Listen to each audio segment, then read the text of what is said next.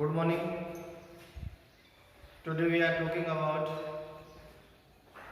Gaussian law and its application. First of all, we are talking about electric flux. Here, lesson number 2 is starting. First point is electric flux. Electric flux देखिए lesson number first में charge related जो भी properties थी, Coulomb's law था, electric field lines, electric dipole moment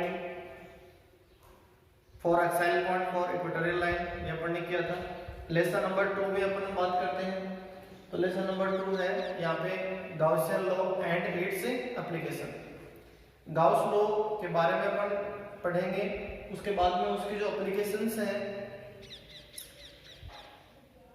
मतलब जो electric field find out करने के लिए जो गाउस ने जो भी अलग अलग स्ट्रक्चर बनाई, as like as a cylinder, as like as a sphere, उसके बारे में अपन समझेंगे।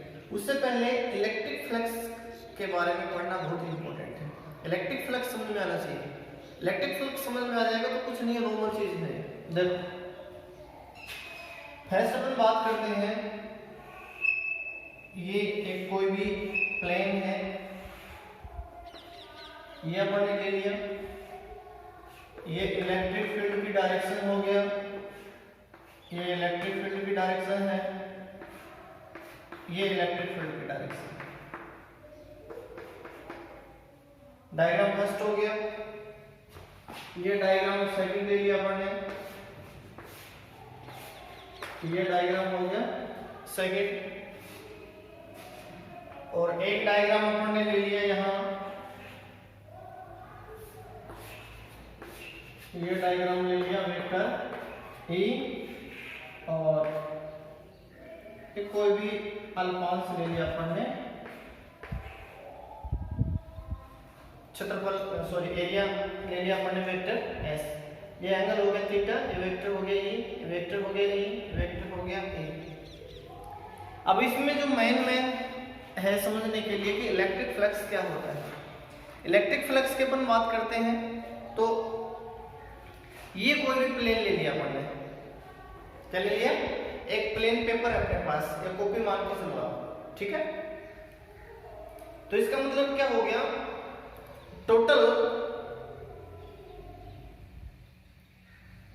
इलेक्ट्रिक फील्ड लाइंस और the number of electric field lines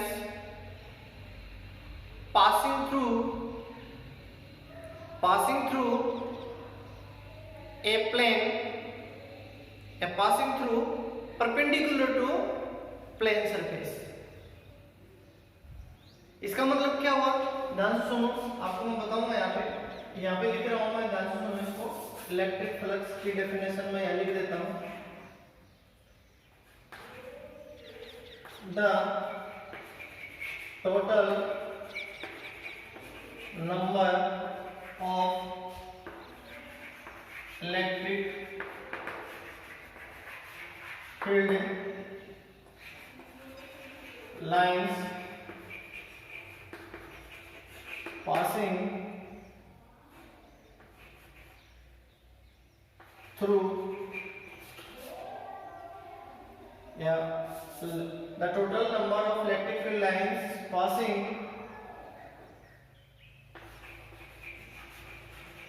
perpendicular to plane surface. सीधी सी डेफिनेशन है, कैसे, ध्यान से सुनो। ये अपने पास एक प्लेन हो गया, ये प्लेन, इसमें एक चीज ध्यान रखो, कुछ नहीं है, आगे भी दिक्कत नहीं आएगी आपको। जो भी आपने वेक्टर एरिया लेना है, क्या लेना है, वेक्टर एरिया लेना है, वो हमेशा प्लेन के परपेंडिकुलर लेना है। दिमाग में ये चीज बैठा लो कि जैसे ये है अपने पास, ठीक है, ये पेपर हो गया, तो इसका परपेंडिकुलर एरिया वेक्टर क्या हो जाएगा, ये हो जाएगा। और अगर ये कागज आपने इस प्रकार से लिया तो क्या हो जाएगा, ऐसे, और आपने इसको ऐसे लिया तो क्या हो जाएगा, ऐसे। ये ध्यान रखना, जो भी अपन पास है, जो वेक्टर एरिया आप लेते हो वेक्टर ऐसे, वो हमेशा क्या लिया जाता है, परपेंडिकुलर लिया जाता है। ये परपेंडिकुलर हो गया, ध्यान से सुनो। तो अपन इसको लिखते हैं, तो फाई इक्वल टू हो जाएगा ई, ये कंपोनेंट हो जाएगा एस कोस थीटा, तो इसको लिख सकते हैं ई कोस थीटा। ये एंगल के फॉर्मूले में दोबारा से सुन लो एक बार, ये आपने इस प्रकार से लिया हुआ है, ये ऐसे है, देखिए, कॉपी कॉपी ले लो आप अपने घर पे, अपन पढ़ते हैं कॉपी आपके पास, उस कॉपी को एक बार अपन ऐसे ले लो, ले लिया, और ये ले लिया आपने वेक्टर एरिया से, ये जो चौक है ये वेक्टर एरिया हो गया। तो टोटल आउटगोइंग फ्लक्स कितना हो जाएगा ऐसे, इस पहली केस में कंडीशन नंबर फर्स्ट या केस फर्स्ट में क्या हो जाएगा, ये हो गया तुम्हारा वेक्टर एरिया हो गया, डीएस ले लो, डी ले लो, तुम्हारी इच्छा वो ले लो, चलो डीएस ले लो, एस लेना चाहो एस ले लो, कोई दिक्कत नहीं किसी प्रकार की। तो फाइव हो गया ई एस ले लेता हूँ, एस ले लेता हूँ, ई एस कॉस 0, और cos 0 क्या होता है 1, तो फाइव आ गया मैक्सिमम।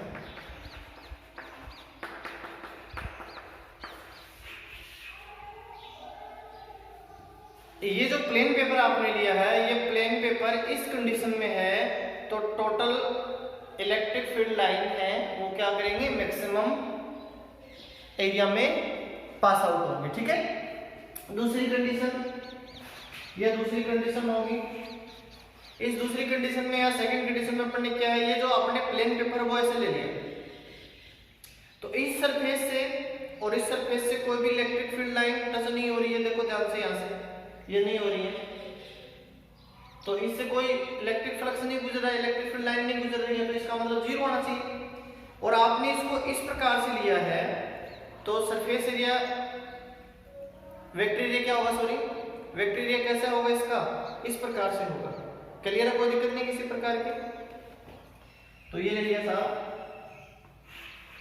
वेक्टर एस, तो इसको अपन लिख सकते हैं phi equal to E S cos 90, ये 90 हो गया, 90 कोस 90, ई एस कोस 90 कितना हो गया 0, तो फाइव इक्वल टू कितना हो गया 0। इस कंडीशन में क्या हो गया, जब आपने इस प्रकार से लिया पेपर को, तो जो वेक्टर एरिया है वो इस प्रकार से है, तो यहाँ से और यहाँ से जो भी इलेक्ट्रिक फील्ड लाइन गुजर रही है वो कितनी है, 0। समझ में आ गया ना, दोबारा से सुनो एक बार। मैं यहाँ पे शुरू में आपको मैंने बताया था कि गाउसियन लॉ को क्लियर करने से पहले लेसन नंबर 2 भी स्टार्ट हुआ है अपने पास, लेसन नंबर 2 है। लेसन नंबर 2 का जो Gaussian law and its application, उसमें पहला पॉइंट है इलेक्ट्रिक फ्लक्स का है। इलेक्ट्रिक फ्लक्स का मतलब क्या हो गया, उस सरफेस से कितनी इलेक्ट्रिक फील्ड लाइंस गुजर रही है, इसका मतलब क्या हुआ, total number of electric field lines passing perpendicular to a plane surface. जो परपेंडिकुलर इलेक्ट्रिक फील्ड लाइन क्या होंगे, पास आउट होंगे, उसको अपन क्या बोलेंगे, इलेक्ट्रिक फ्लक्स बोलेंगे। क्या बोलेंगे, इलेक्ट्रिक फ्लक्स बोलेंगे। उसमें मैंने पहली कंडीशन ये ली है, पहली कंडीशन ये है, इस प्रकार से है, ये हो गया वेक्टर एरिया हो गया, एरिया। दूसरे में मैंने इसको ऐसे कर दिया है। थर्ड कंडीशन है, उस थर्ड कंडीशन में अपन ने इसको इस प्रकार से ले लिया, ये एंगल बन गया, तो फाई इक्वल टू हो जाएगा ई एस कोस थीटा। ये होगी अपने पास 3 कंडीशन होगी। उसके बाद में अपन बात करेंगे आगे चल के कि अपने पास कोई भी शेप है, वो जो ज्योमेट्री ली है उसकी शेप है वो थोड़ा सा चेंज कर दिया। इस प्रकार की कोई भी शेप लोगे, केस नंबर 4, इस कंडीशन में ये मान लो वो शेप ले लिया अपन ने, तो उसमें क्या हो जाएगा कि एक स्मॉल एरिया अपन ने क्या कर लिया, अज्यूम कर लिया। इसको मैंने दिखा दिया यहाँ ds या dA जो भी है, ये दिखा दिया ds, ठीक है। ये जो कंप्लीट है इसकी शेप है वो अपन ने क्या ले ली, तिरछी मिर्ची टेढ़ी जो भी है उस प्रकार से ले लिया।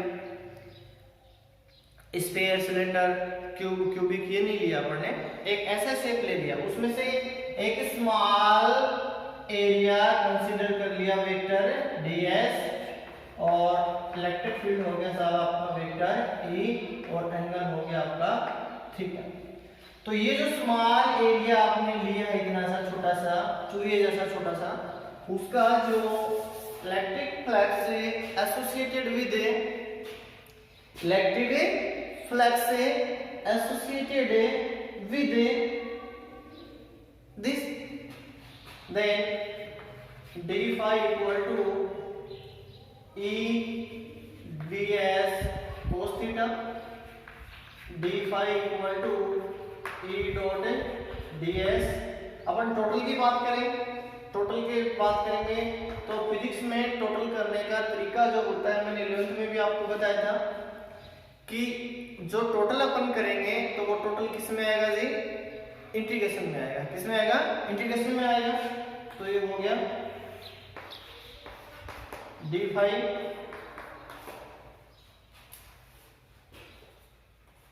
वेक्टर E डॉट वेक्टर, ये बहुत इंपॉर्टेंट है। ये किस में काम में आएगा, गाउसियन लॉ में भी आएगा। जो इलेक्ट्रिक फ्लक्स के बारे में मैंने अभी तक बताया है, इसका मतलब क्या हुआ, पहले केस में मैंने इसको इस प्रकार से लिया था कोई भी प्लेन पेपर को, उसके बाद में उसको ऐसे लिया, थर्ड कंडीशन में एंगल बढ़ गया, चौथे में शेप कांस्टेंट नहीं है, टेढ़ी मेढ़ी तिरछी ले रखी है, उसमें स्मॉल एरिया जूम कर लिया ds, फिर उससे पास आउट किया electric flux associated with surface area कितना हो जाएगा, phi इक्वल टू इंटीग्रेशन आता है टोटल के लिए, ठीक है। अगर क्लोज पाथ ले होगे तो यहाँ एक थोड़ा और लगा देना, वो क्लोज पाथ हो जाएगा, इतना बहुत है, कोई दिक्कत नहीं है।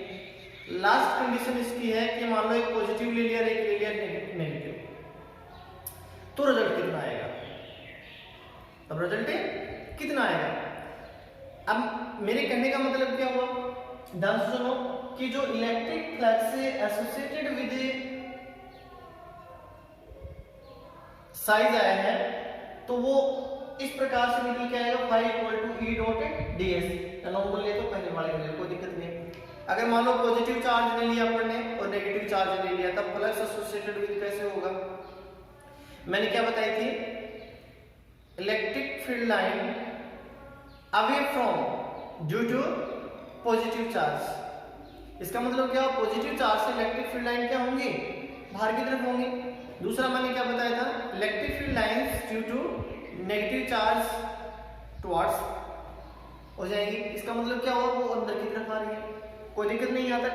तो उसके बाद में जो गाउस ने जो लॉ दिया था वो किस प्रकार से था, वो समझ आता है, यहाँ तक कोई दिक्कत नहीं, उतार लिया होगा। इलेक्ट्रिक फ्लक्स का पॉइंट बहुत इंपॉर्टेंट है, इसको थोड़ा सा करना घर पे, उसके बाद में ही लेसन कंप्लीट समझ में आएगा। अगर इलेक्ट्रिक फ्लक्स समझ में नहीं आया है तो ये मान के चलो कि आगे समझ में भी नहीं आएगा। ये जरूरत होगी तो बाद में ले लेंगे, ध्यान से सुनो। गाउस लॉ बहुत इंपॉर्टेंट है।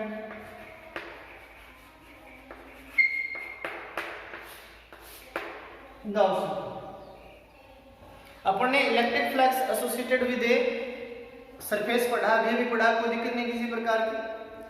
तो इसमें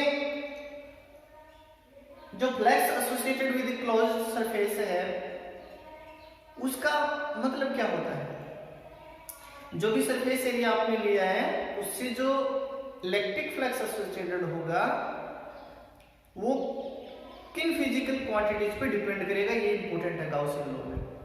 इलेक्ट्रिक फ्लक्स से फाई आया,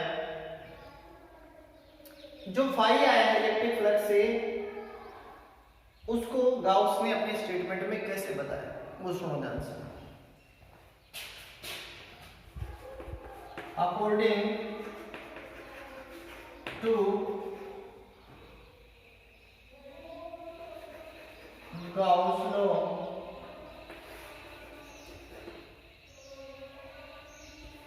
total electric flux of a closed path या closed एरिया, जो भी आपने लेना है, क्लोज लूप ले लो, पाथ ले लो, according to Gauss law total electric flux of a closed loop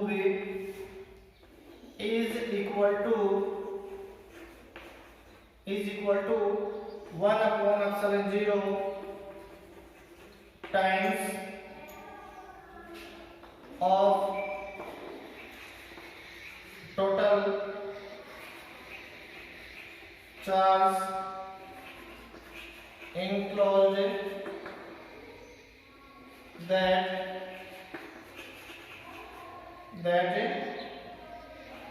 closed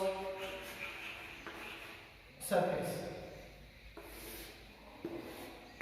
इसका मतलब क्या हुआ, देखो ध्यान से सुनो, ये स्टेटमेंट है इसका गाउसियन लॉ का, ये बहुत इंपॉर्टेंट है। मैंने क्या बताया आपको, according to Gaussian law total electric flux of a closed path, या अपन इसको कह सकते हैं कि क्लोज्ड पाथ है, क्लोज एरिया जो भी है, क्लोज्ड लूप ले लो, पाथ ले लो, closed path is equal to 1 upon epsilon naught times of a total charge enclosed that closed surface। Close surface is, इसका मतलब क्या हुआ कि जो फाई की वैल्यू है वो है सिग्मा क्यू अपॉन एप्सिलॉन 0। इतने एरिया में कोई भी एरिया अपन ने कंसीडर किया है, उसमें 1 अपॉन एप्सिलॉन नॉट टाइम में जितना चार्ज डिस्ट्रीब्यूट हो रहा है उस पाथ का, उसे सरफेस का, उसको अपन बोलते हैं गाउसियन लॉ। दोबारा ध्यान से सुनो, according to Gauss law total electric flux of a closed surface loop is equal to 1 upon epsilon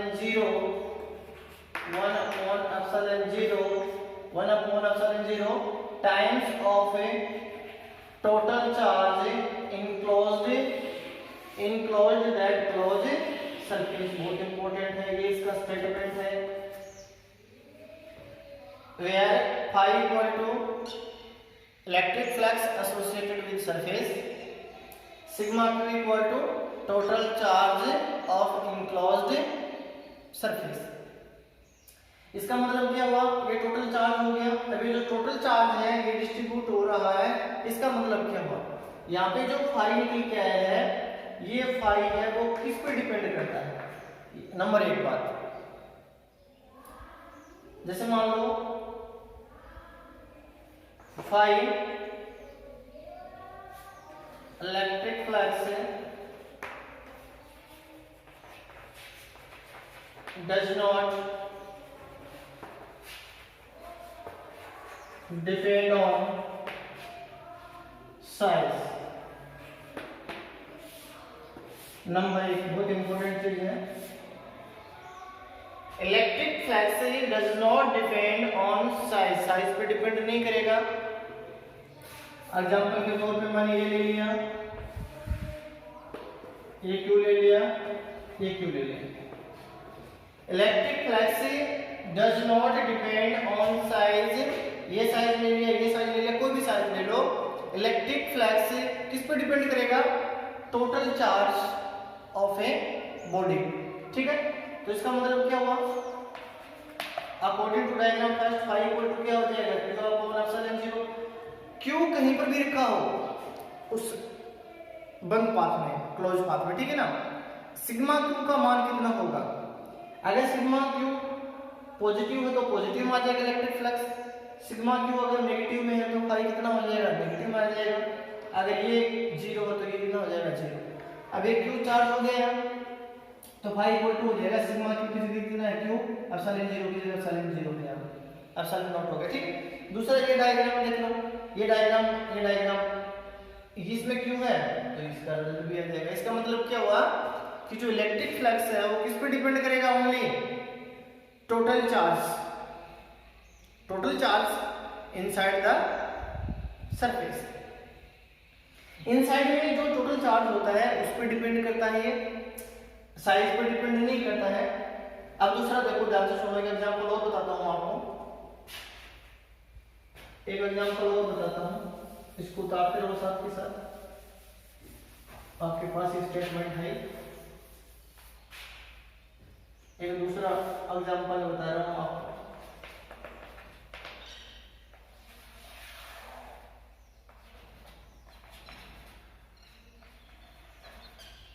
तो फाई कितना होगा, सुनो ध्यान से, according to Gaussian law phi equal to sigma q upon epsilon 0।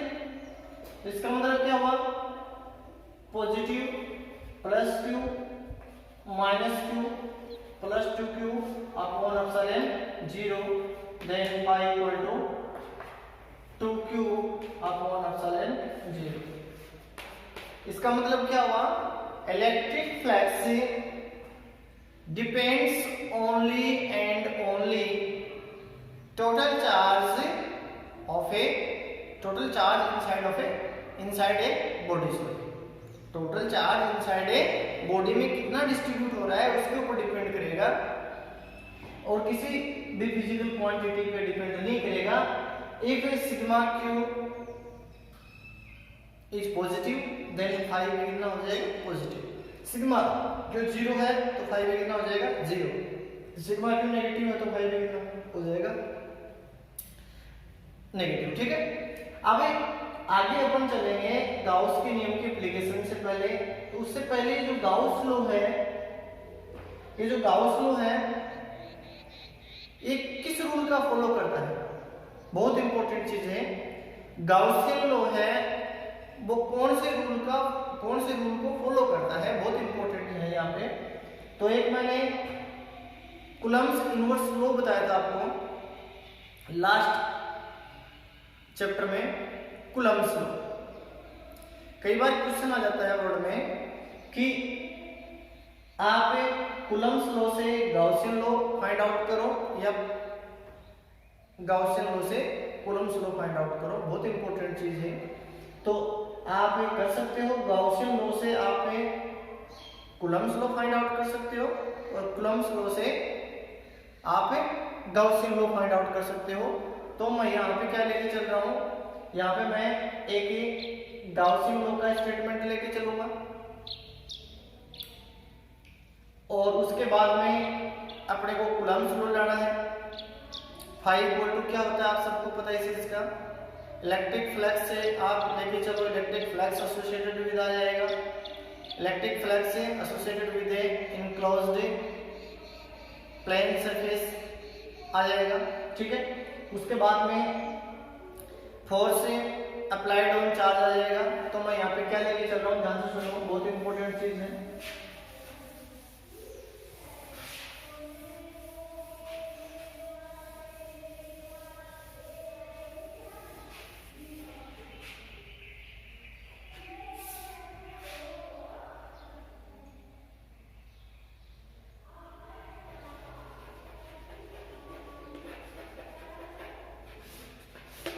Gauss law लेके चले हैं, proof of Gauss law proof करेंगे। इसको ऐसे भी लिख सकते हैं, प्रूफ है phi equal to q upon epsilon 0। Gaussian law का प्रूफ करेंगे कि गाउसियन लॉ आता कहां से है, बहुत इंपॉर्टेंट है। ये कूलम्ब्स इनवर्स लॉ रूल को फॉलो करता है।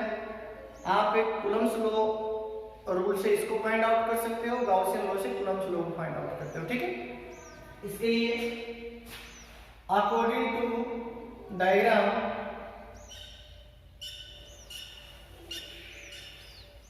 a shape is here at center point O.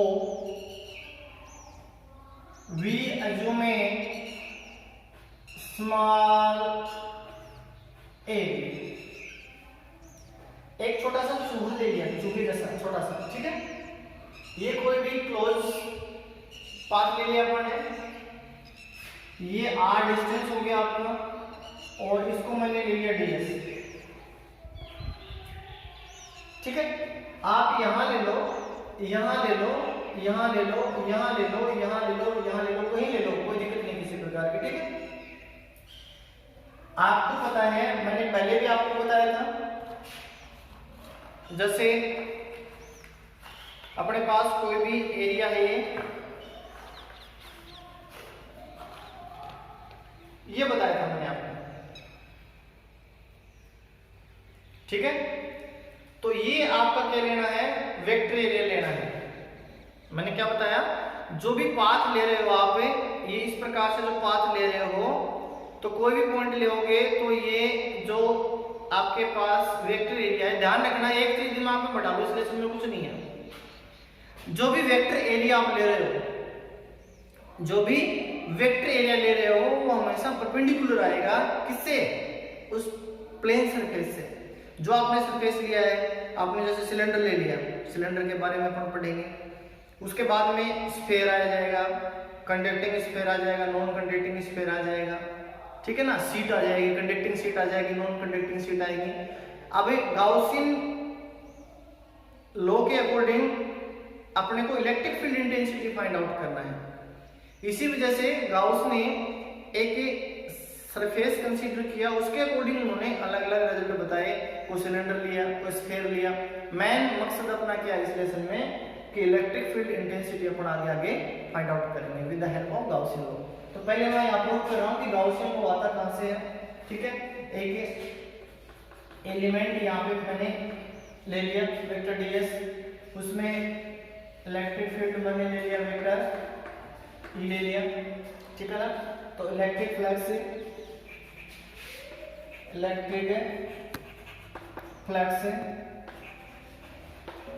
Associated with area vector ds। ध्यान से सुनो, मैंने क्या बताया था, कोई भी शेप ले लो आप इस प्रकार की, ऐसे। ठीक है, इस प्रकार से, ये ऐसे मैंने क्या बताया था आपको, ये इस प्रकार से लेना है क्या, वेक्टर एरिया। ठीक है, अब कईयों ने तो यहाँ ले लिया, अब कई बार बच्चों को याद है, आप अपने यहाँ ले ले तो यहाँ पर भी सेम आएगा।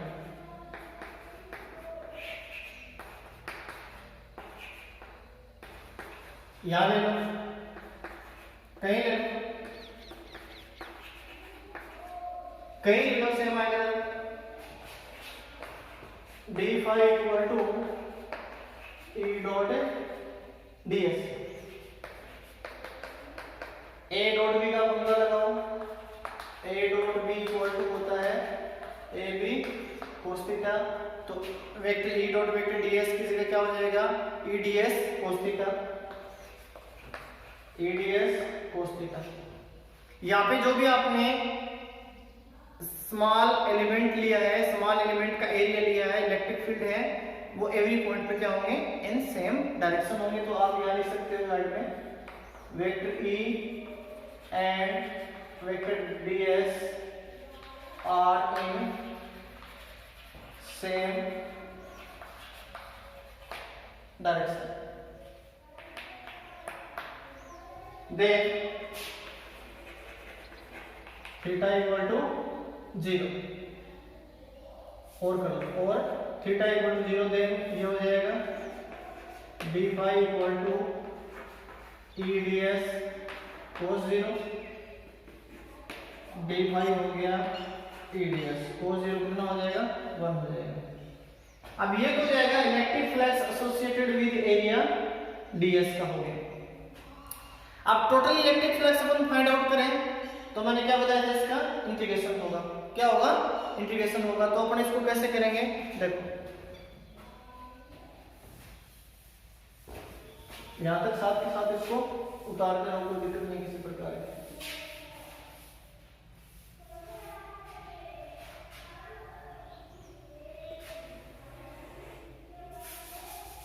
Total electric flux